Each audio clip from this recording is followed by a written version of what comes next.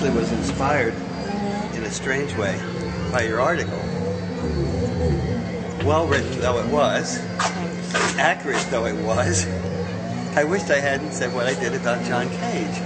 And then, yesterday, Terry Gross had a replay of an interview she did in the 80s with him when he was still alive.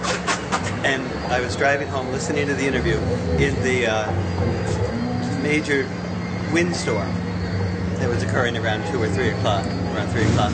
And listening to him tell his Zen stories while traveling where I felt that my life itself was a chance event, that a tree could fall because there were trees around me, and certainly the wind felt like chance. So hearing those two together, I just had this, this extraordinary experience, and I decided I was going to talk about John Cage, who I've never talked about in my life in a way in front of people. Not for long. I mean, I know my audience, but they can take it for 2 minutes.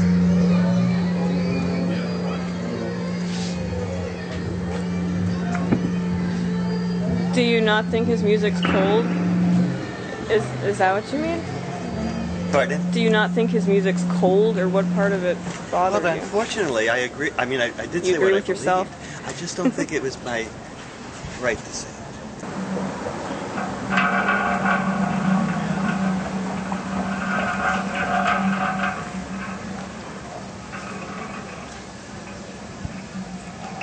I hadn't expected to talk about John Cage, but yesterday, driving home in the hurricane-like thunderstorm with the wind blowing, John Cage, who has passed away, was being interviewed, or broadcast of an interview he had done in the late 80s, was being played.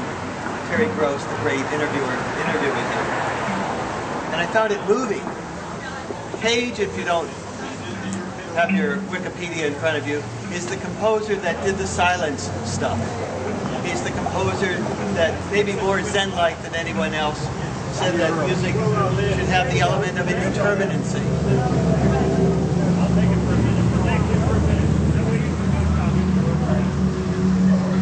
This would be indeterminacy. This would be chance.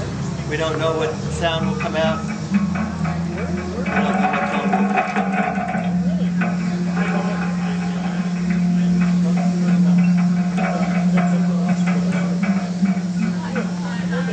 Sometimes he would do performances where he would tell stories while the performance was going on.